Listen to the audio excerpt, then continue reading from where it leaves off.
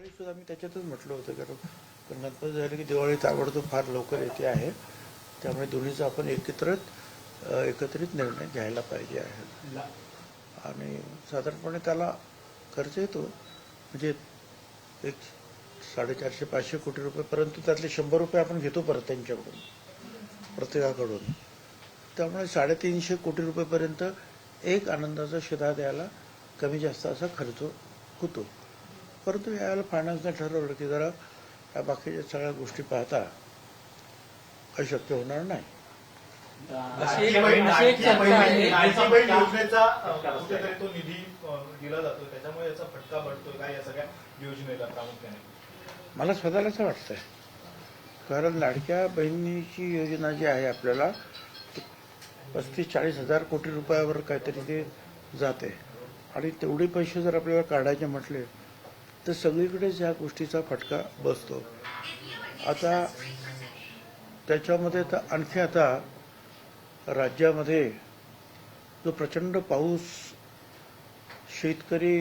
शेतीची जी हानी झालेली आहे त्याला सुद्धा मोठ्या प्रमाणावर जे आहेत निधी द्यावा लागणार आहे.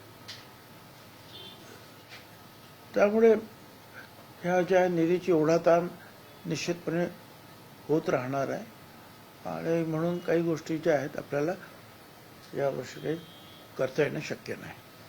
ही योजनाच बंद होईल अशी एक चर्चा आहे. खरंच हे असं होऊ शकतं का आगामी काळामध्ये? मला काही कल्पना नाही.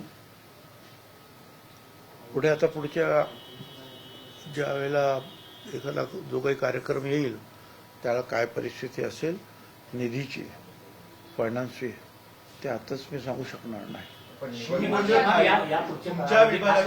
पूरग्रस्त भागासाठी तरी किमान पूरग्रस्त भागासाठी ज्या ठिकाणी शेतकऱ्यांना मोठा फटका बसलेला आहे त्या दृष्टीनं किमान या भागातल्या लोकांसाठी तरी आनंदाच्या शिधा किंवा अशा प्रकारची किट आपल्या विभागामार्फत दिले जाणार आहे किंवा आता आम्ही आमच्या विभागामार्फत, आमच्याकडे काय गहू आणि तांदूळ असतात, ते आम्ही सुरुवातीला 10-10 किलो जे आहेत हे वाटप सुरू केलेलं आहे. त्याच्यावर सरकार आणखी मला वाटतं आमच्या 5-5 हजार रुपये जे अडचणी ज्यांच्या घरामध्ये पाणी गेले त्यांना देत आहेत, आणि बाकीचे पंचनामे वगैरे करून जे आहेत भारत सरकार आणि काही प्रमाणामध्ये पैसे भारत सरकार निश्चितपणे मदत करणार, आणि बाकीचे मग आपल्यालाच ते करावं लागेल, आणि शेतकऱ्यांना अगोदर त्यांचे प्रश्न आपल्याला सोडवावे लागतील. आता isakal.com आहे देशातील नंबर 1 ची मराठी न्यूज वेबसाईट. प्रत्येक अपडेटसाठी isakal.com ला नक्की भेट द्या.